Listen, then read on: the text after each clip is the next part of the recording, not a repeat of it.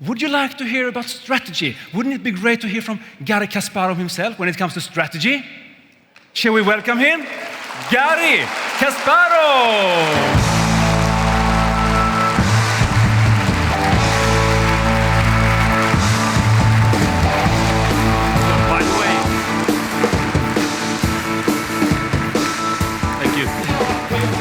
I should mention one more thing. You're going to have a Q&A session in the end. And Alf Rehn, the crazy... But I wanted to say that you're lucky because I heard stories that many parents lost their sons at early age. You did too. You won against your dad as well, I guess. Unfortunately, my dad died before I could beat him. All right. Anyway, but he did important things. He taught me how to play chess. He taught you how to play? Yes, he taught me. Great seeing you again. #NBForum 2015, and Alf will be back here with Q&A later on. Okay. Good afternoon. It's nice to be here, back in Finland, or as Finland was called Russian television today, Northern, Western, Greater Russia. Actually, it's a joke today, but I could see some people that took it seriously. I know that the hottest issue, political issue in the European Union and in Finland as well is refugees.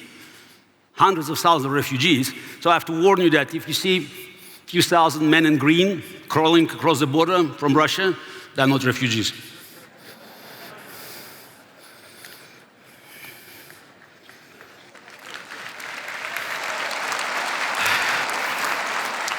Okay, you heard the introduction, very short introduction. I love short introductions. My greatest nightmare to hear a long introduction where information is taken from Wikipedia or other internet sources, and I'm scared to death to learn something new about myself. So I was presented as somebody who knows something about strategy, and I, as you also heard, had other activities after quitting professional chess, and my interests range from artificial intelligence to human rights, and I'll try to cover all these elements. But my first language, my first window that shaped my view to the world was chess, and I was lucky. It's the game, just taught me a lot. And first, before we move into discussing different strategy elements, I want to say why chess. Many people think that chess is some kind of obscure game. Of course, it cannot compete with popularity of the game invented here in Finland called Angry Birds.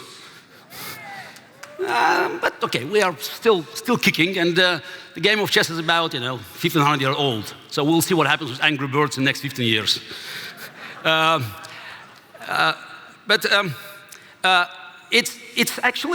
It's amazing that chess is so popular everywhere. So when you look at Hollywood, for instance, so the moment they want, the producers, the actors, they want to present an intellect, someone who is just so, intellectual, smart, they use chess. See, Harry Potter, that comes from the book. You have to pass a chess test before getting to to the end of your journey. One of my favorite movies, Casablanca, Humphrey Bogart, playing chess at the openings of this movie. By the way, for anybody who plays chess, the position there, actually I tried to look at this, it's a real one. It was a very important theoretical position from French defense at that time in 1941. And Humphrey Bogart was quite, a chess fan. Next picture, if you recognize it, even vampires play chess. And of course, the Terminator. Yeah, it was a friendly draw. And I can tell you, 6 months after making this draw, he became the governor of California. But chess is used not only in Hollywood, it's also in advertising. See the picture? So it's all over the place, chess, chess, chess. And my favorite one, it's advertising war. On one side, you could see your move. On the other side, checkmate. Guess who won? In my view, just it proves that chess, the reputation of chess as the ultimate sign of intellect, sort of supersede dramatically the way that the game is perceived by general public. When I left professional chess, I thought it would be good to summarize my experience and to bring it together in a book. It's about decision making. Because when I played throughout my professional career, somebody calculated I made 89,612 moves. So each move was a decision. Some of them are trivial when you do the openings or the final stage of the game. Some of them are pretty obvious. Some of them are unique and original. But each of these moves is a decision. And it's like decisions were made on, on a daily basis. Here is the book, several languages. It's 24 languages in total. In some countries, I had to take the word of the publisher. It was my book. I could read many languages, but not all of them. This book, it's not the book of tips.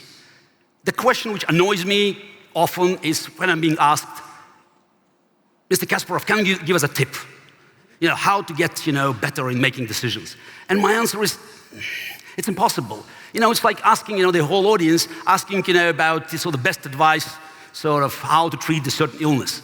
Because before we look for a remedy, we should go through the blood test. We should do certain things to understand what works for us. Something which works for me may not work for you, or even worse. So decision making is as unique as fingerprints or DNA. We're all different. So that's why the way we make decisions is different. And trying to give an universal advice, I think it's at least is counterproductive. The book is, as I said, it's not a recommendation to play chess, though it's not a bad idea. At least you can be proud playing with your kids. But it's about learning about yourself. So it's looking inside. That's my advice, because the first step to become a good decision maker is to understand who you are. And we, again, as I said, we're all different. But looking inside and making this very rigorous self-analysis is vitally important. I'll just go back to this fundamental issue about substance and style. But before, I just want to show another book that is about to be released. Of course, you can see the familiar title. It's not just a tribute to the Game of Thrones, though I'm a big fan. But also, this is my take on history. It somehow is this my response to the idea that was very popular in the beginning of the 90s among all of us, that the history was coming to an end. And the best-selling book of Francis Fukuyama was titled The End of History. Cold War was over, Soviet Union and the communist system collapsed. We looked in the future with great, great optimism. Now, it didn't work out exactly. So that's why the history goes in seasons. And we're entering a cold season. And what we should do, we should A, analyze why it's happened, and B, find out how can we meet it, with adequate response. So I also had, a few more, pictures there, just to show the importance of this moment in history. You may ask me why, Obama, Putin, we understand. Why Clinton and Yeltsin are there? Actually, this is something that we'll cover a bit later, but it's an idea that things are connected. Something that happens here and at a certain time may affect you later. This is a big picture. That's what I know from playing chess. You make a move on the queen side, so at move 15. Now you should remember that at move 25, it can backfire, or it could bring you benefits on the king side, so 10 moves later. So in 1995, very few people remember that, but I read Clinton's memoir, that's how I learned it. Clinton raised with Yeltsin the issue of Iranian nuclear program. How many people remember that? It was just the beginning. And Yeltsin said, oh, well, it was just okay. Clinton, they hugged, and that's it. 20 years ago. Imagine that Clinton could be more persistent at that time when Russia depended on America. Just its Russian economy was not, in great shape. And I think political climate was not good to support crazy mullahs, with their nuclear program. Again, the problem is that 1 year before, Bill Clinton made another mistake by signing an agreement with North Korea. Who remembers that? North Korea signed a treaty in exchange for humanitarian aid and some opening up. They would quit their nuclear program. Did they? No, they didn't. So next year, Iranians looked at them and said, wait a second. If a tiny North Korea could start playing this nuclear blackmail, why not us? We're much bigger. And 20 years later, we have Vladimir Putin, who learning from this, North Korea, a bucket of nuclear waste. I, Vladimir Putin, control 1,000 nuclear warheads. What about me playing this game? If it worked for them, if it worked for Iranians, why shouldn't it work for me? Unfortunately, the algorithm is still in place, it's still working, and that's what tells you that you cannot separate events. We live in a global world, so everything is connected. If money keeps traveling around the world, labor, information, so the terrorism, so the bad ideas. The social media is not good, neither bad. It just sends information one way or another. But it could be any information. And we should remember that bad guys also learn how to use it for their advantage. So it's about the big picture, and I will try to put it in bigger perspectives, because we'll talk about also artificial intelligence and other important issues. Now, as I said, we move now to style and substance. And that's very important, because often you hear, whatever, this is whoever is the audience, you are too probably defensive, or you're too aggressive. So you have to be cautious, more cautious, or you have to be more dynamic. Forget it. Some of us could become more aggressive or more cautious, but this is not universal advice. It's all about your own substance, which should dictate your style. I put, again, you look at the pictures. Kasparov, Karpov, those who play chess, they know that, we have very different style, like ice and fire. Karpov was a world champion, I was a world champion. He played more, I would say, strategic defensive chess. I played more aggressive chess. Both of us won, though I won the matches against him. But later, I lost the match to Vladimir Kramnik, who were more like Karpov. So it's no difference. Federer, Nadal, powerful serve, rushing to the net, or playing from the baseline. Both were number one. You probably recognize the soccer uniform, football. Brazil, Italy. Jogo Bonito, Brazilian style versus Catenaccio. 5 times world champions, 4 times world champions. Brazil 5, Italy 4. So sometimes Brazilians won. This is the first match I remember. I was 7 years old, watched Brazil crushing Italy in 1970. So it was 4-1, was last match of Pelé. But Italy won in 1982, great match, for instance. So it's about your ability to force the opposition to play your game. I always want to, just like a graphic example. Imagine the medieval battlefield. And you have 2 armies, roughly even in strength, but in different compositions, clashing.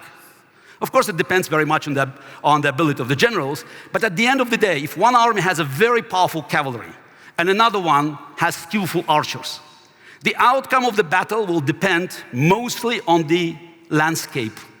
If it's on the valley, yes, cavalry probably will smash them. If the battle goes to the hills, the archers will probably bring down the cavalry. So it's your ability to be very precise in drawing the battlefield plan based on your understanding of your own strengths and weaknesses, and also understanding the nature of the opposition you are facing at this exact battle. And also, you should remember, and again, you all have great business experience here. I don't, but my professional experience tells me, no matter how much time you invest in preparation, most likely the crucial decisions will be made in the time trouble, isn't it? There will be a moment when you have to make a big decision and time is, okay, in chess, clock is ticking, but you're running out of time. And if at this moment you are not playing a game you are comfortable with, the chances of you making a mistake will be much higher. Because at that moment, we decide by instinct.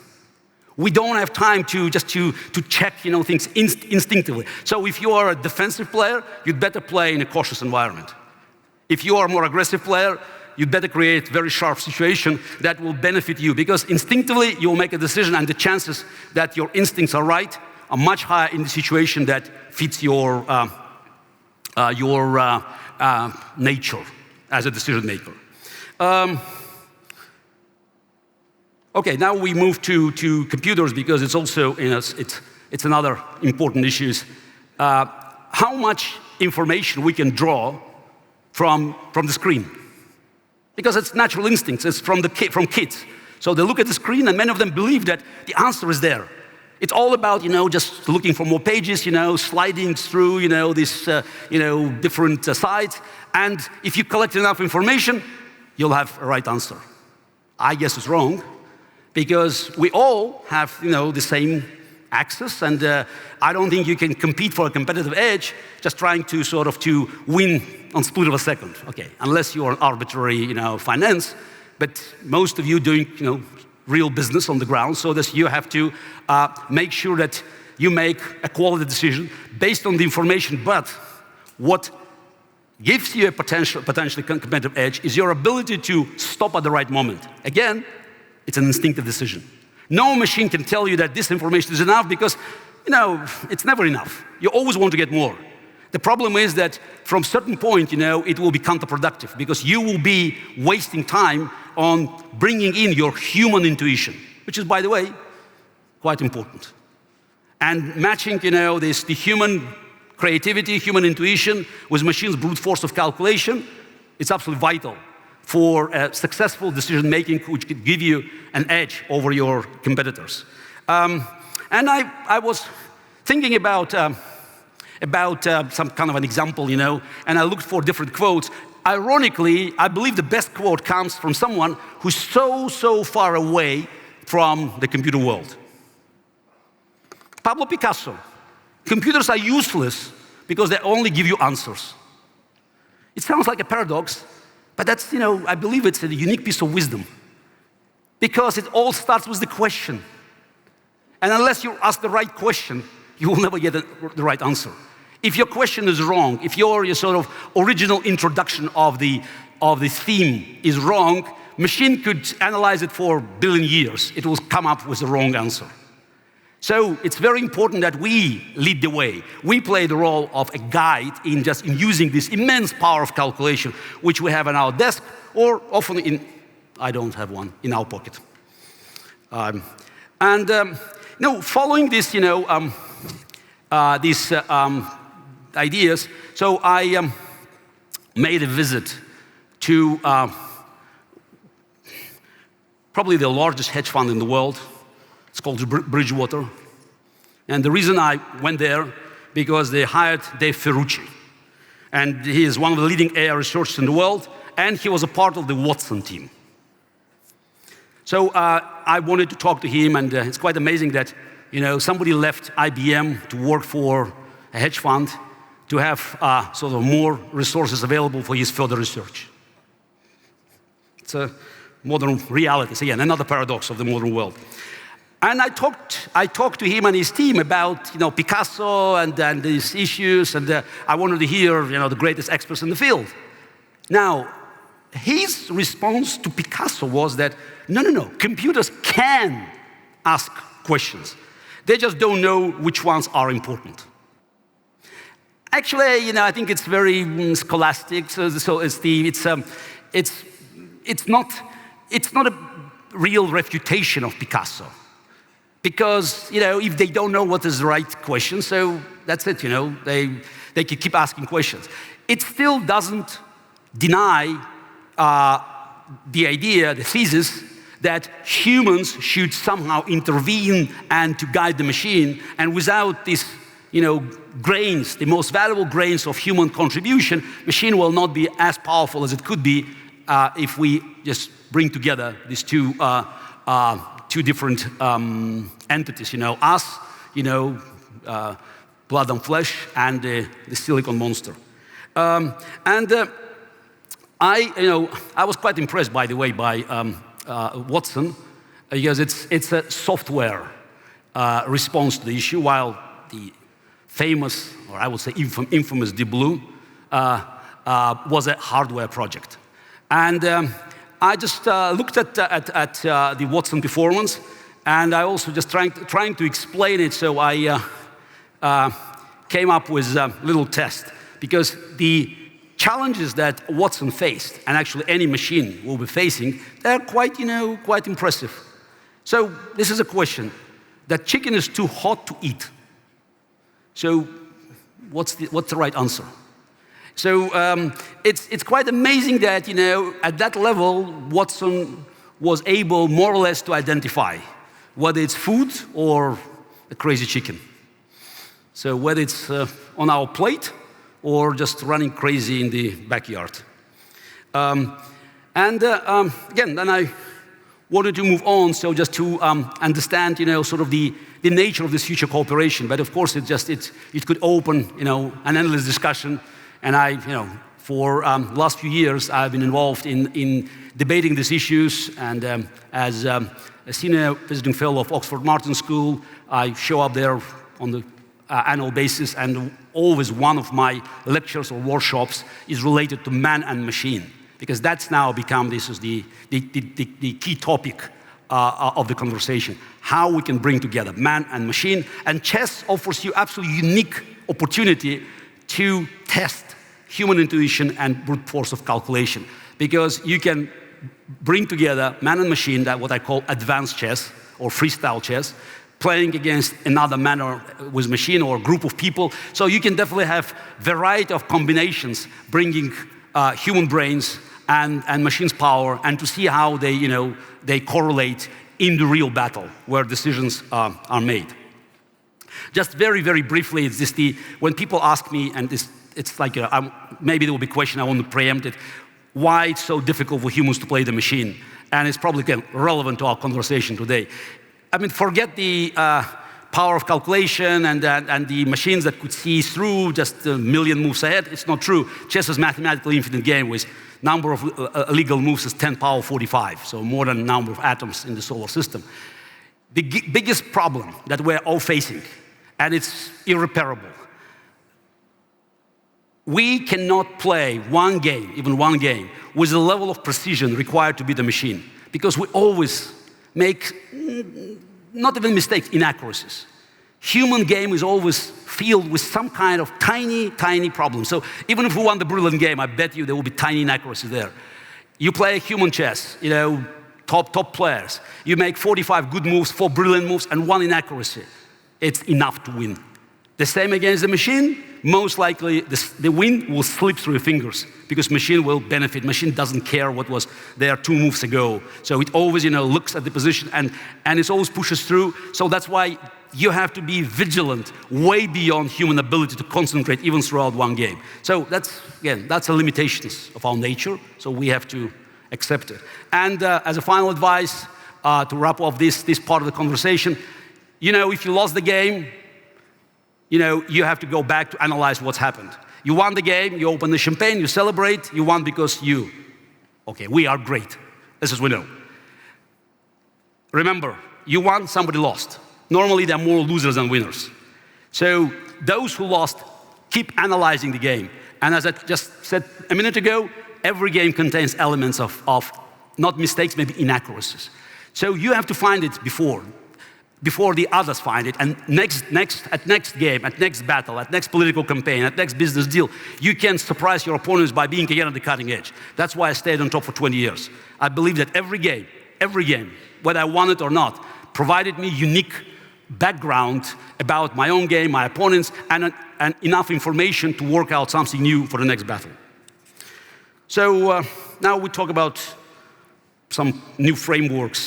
So I just want to use names that are familiar to everybody. I hope so. So inventors of airplane, Wright brothers. Wang Laboratories, maybe less familiar, but a dominant force in the market, late 60s, early 70s. Alta Vista, remember the name? So it's first searchable index of the internet. Oh, okay, Nokia, yes. First all-screen smartphone. Innovators, winner, dominant market share. Next list. Boeing, Toshiba, Google, iPhone. So people and companies on that list, they ask bigger questions, actually new questions. So Boeing, he didn't know how to fly when he started his business, but he kept investing in business before it became a business. So he has been working hard by hiring people and building the infrastructure to be ready for the moment when market was ready to embrace this new industry. And by the way, it's just, he has been operating in a country where many scientists believe that airplanes were not, an important factor for the future economy. By the end of the World War I, America, that has by far the largest automobile productions in the world, was the last among developed nations in aviation. So, okay, I don't think I have to say anything about Toshiba, Google, iPhone, and then let's bring them together, this list. So we all flew to Helsinki, or most of us. We didn't fly Wright Brothers airplane. We did fly either Boeing or Airbus. Okay, I was in Boeing. So now Wang Laboratories, so even not everybody remembers that, so you have Toshiba again, because they saw the bigger picture. They were, more aggressive. They realized what is required. So Alta Vista, Google, I always say that if you want to find out what happened with Alta Vista, you can Google it. Now, I know it's a bit painful, but the company is bust. If you drop from 48% of the market share to 3%, that tells you that something is wrong. And what got wrong? Apps. They missed this moment. So 2007, 2008, 47-point-something% of the market. Now you have to look through microscope to find the share. Happens. And of course, iPhone dominates. But it's not just iPhone dominates, the concept dominates. Because the largest share is Samsung, when you look at, again, the last time I checked, it was 2 hours ago. Now, the story of these companies, it could give us ideas, so that even if you are facing a pioneer, somebody who dominates the market, you still have an opportunity to catch up or even to go, ahead if you can come up, with sort of a bigger picture. If you could take a little bit of a risk and just to understand how to sort of surpass the leaders, because often the leaders are infected by what I call the gravity of past success. That's why you feel the weakness, and as you can capitalize on it. Now, just to give another idea about the big picture and the way we move forward, Kurt Gödel, mathematician, probably as important for mathematics in the 20th century as Albert Einstein for physics. I was honored to speak at his centenary in Vienna in 2006, so I learned something about his works, and I was truly impressed that Gödel theorem can be applied to business, to politics, to anything, because it says that every system will contain a problem that cannot be solved from within the system itself. So basically, it means that no matter how far we go horizontally, at a certain point, we will not be able to find decision within this framework, at this layer of the development of our civilization. We have to go up. But going up means that you take risk. So again, longer you stay at the horizontal level is gravity of past success. Gravity brings you down because you don't want to leave your comfort zone. So moving forward, I wanted to actually analyze this, I call it cultural phenomena. And now, in 2015, if you want to analyze something, you use modern technology. And I did. Google Ngram. And I did a little search. So the first one, you can look at this. So it's television, telephone, and computer. And by the way, it's the engram means that you go through millions of books. It's all the data, and how often the word is repeated and being used. So you can see that it works all nicely. So it's the naturally, the television appears later because it was not there. Same with computer. Telephone, was going down, but with mobile phones, it went slightly up. So you could see that. So it works. That was a test. Now let's move to another one. So you have two names there, so two elements, invention, profit, and what is the third one? The blue one. The one that made a sort of huge jump over the mixed 60s. I guess you can come up with a simple answer. Risk. What does it mean? That we suddenly discovered risk. If we keep using this word all the time, it means that, we're trying to avoid it. We're trying to minimize it. We're trying to manage it. And I think it's a cultural phenomenon. And at the time when we discovered it, and we tried to sort of to minimize the risk by still trying to keep our profits intact, we have been sliding down, but it's like a very, very slow process because we had so many great things that happened to us already, and we have been benefiting dramatically from the great things that have been invented in the 50s and 60s. And by the way, it's a funny trivia question. When was the first mobile telephone call made? What year? Registered? 1973. In 1962, there was a theoretical work describing packet switching, which is the foundation of internet. The first message on ARPANET, which is the prototype of internet, was sent in 1969. So that's why when we think it's great things happening now, just remember it's more or less we're dealing with commercial applications of great things that have been invented before. And it has a profound effect everywhere because we're trying to sort of to avoid risky things. For instance, we are no longer exploring deep oceans or outer space. The last man walking on the moon, 1972. Eugene Cernan. Do we have an ability to fly? Yes, we do. We think it's irrelevant. The problem is when you do something risky, you don't know exactly what will be the outcome. Very often I hear people asking me, you're telling us to do risky things here. Can you tell exactly, this big innovation, how much will it cost and how much time will it take? My response is, if you know how much and how long, it's obsolete.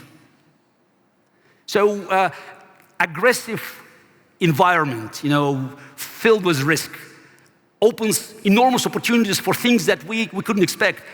The GPS, internet, and many other great things came out of the space race as a side effect. So that's why there are benefits of looking at the big picture and employing risk. Because if we try to push risk away, sticking with only with the idea that benefits could be there in any case, so we are risking to jeopardize the entire concept of the free market. So we just have to remember that risk is risk, and wrong things can happen. But we represent much more than just an individual or group of people. We are the human race, and we are responsible for so many great things that happened before, and we have to make sure that this pioneer spirit doesn't go away, because individuals shape the culture, but then like boomerang, it comes back and it also shapes us. So I thought that this is something like like a cultural phenomena. And I think people are just now talking about risk, about certain problems that the free market is facing in the world, about liberal democracies now also reaching certain limits. They talk about innovation slowing down, but then you have to bring all together. We just have to see the big picture to understand the cause and effect. And I believe that we will inevitably come back to the same pioneer spirit that made Western civilization so the driving force of the global changes. And this morning I did a talk on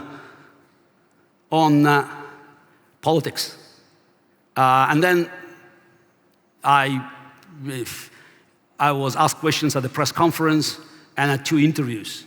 And all these questions, as you can guess, were about politics, about current global affairs, about the threat coming from Vladimir Putin's Russia.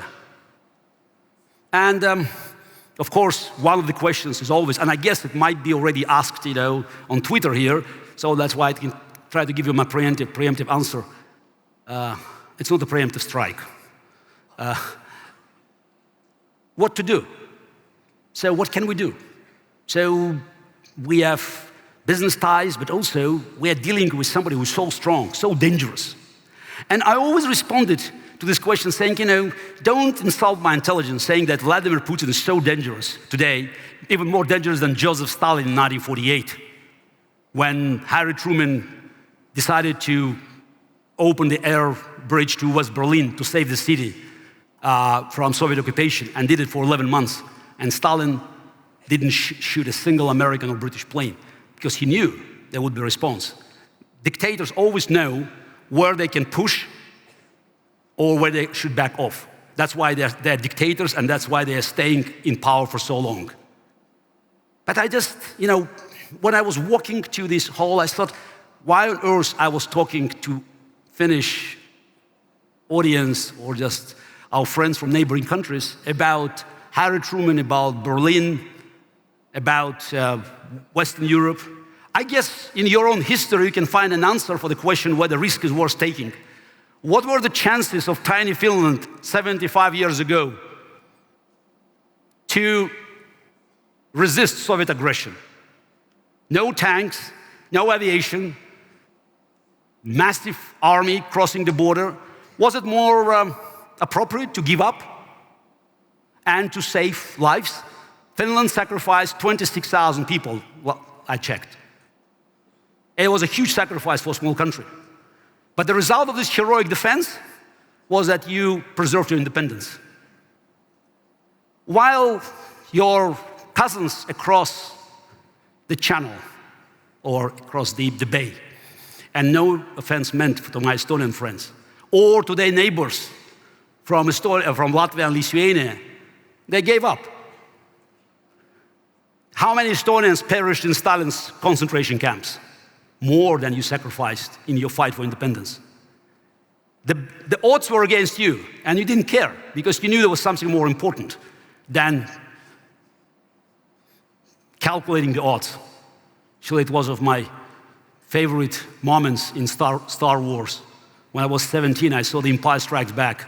And when they entered the asteroid field, remember the robot telling, our chances to survive in the asteroid field is 3,720 to 1. And Han Solo replied, never tell me the odds. I think it's hypothetical, and you say, oh, the things could be worse. Ask Estonians, Latvians, Lithuanians, could it be worse? Losing the cream de la cream of the nation in Stalin concentration camps and then 50 years of Soviet occupation? We're all facing tough choices. But at the end of the day, we're responsible for our decisions, and I believe that, today we reached a point when, when we see the big picture, the bigger picture, so we understand that risk is always worth taking, because that's what moves us forward. And I'll try to finish this presentation on a more enlightening note. The Angry Birds here is not because it's a finished product. I wish I had my iPhone or Samsung. I have both, actually. In my pocket, I don't, but it doesn't matter. Another interesting trivia question. 1969, you could see this is the American on the moon and also the IBMers. 3,500 IBMers provided computer support to NASA. Can you imagine what was the entire computing power of NASA in 1969? You have more in your pocket. You have more in your pocket today. That's why when I hear people saying, no, no, no, no, the great things have been invented already. So what can we do, So now forget about it. All we can do is just incremental things, little things, No, no, no, we can do great things. And it's again, culture. Things changed. Steve Jobs in 1976, what was his dream? To come up with a big idea and to kill IBM. Today, to be Steve Jobs in the Silicon Valley, their dream is to come up with a big idea and to sell it to Apple. You see the difference? Imagine these people operated with 128 kilobytes, 256 kilobytes, and they were able to calculate a trajectory to fly to the moon and then come back safely. Today, we're dealing with terabytes and losing more satellites than they lost 50 years ago.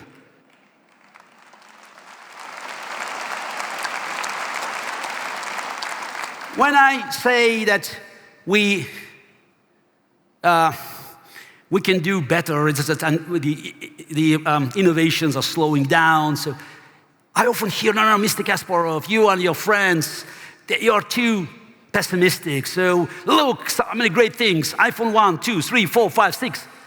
iPhone 6 is no match to Apollo 6. And actually, I'm telling my critics that I'm an optimist because I believe in the human genius. I believe we can do better. I believe we missed so many great opportunities. And when I talk to the young audience, that's why I brought, this little picture, the Finnish homemade product. I tell them that with the device in your pocket, you have a choice because there's so much computing power there to bring the man to the moon and back, or you can keep throwing birds at pigs.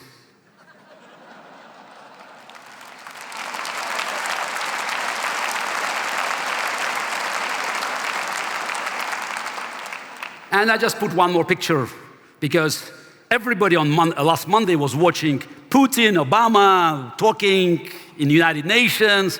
I had my editorial in the Wall Street Journal a couple of days ago, and I said, look, the event was irrelevant because Putin didn't care what he said, and Obama didn't care what he said. Because Obama knew he wouldn't act anyway, and Putin knew he would act no matter what.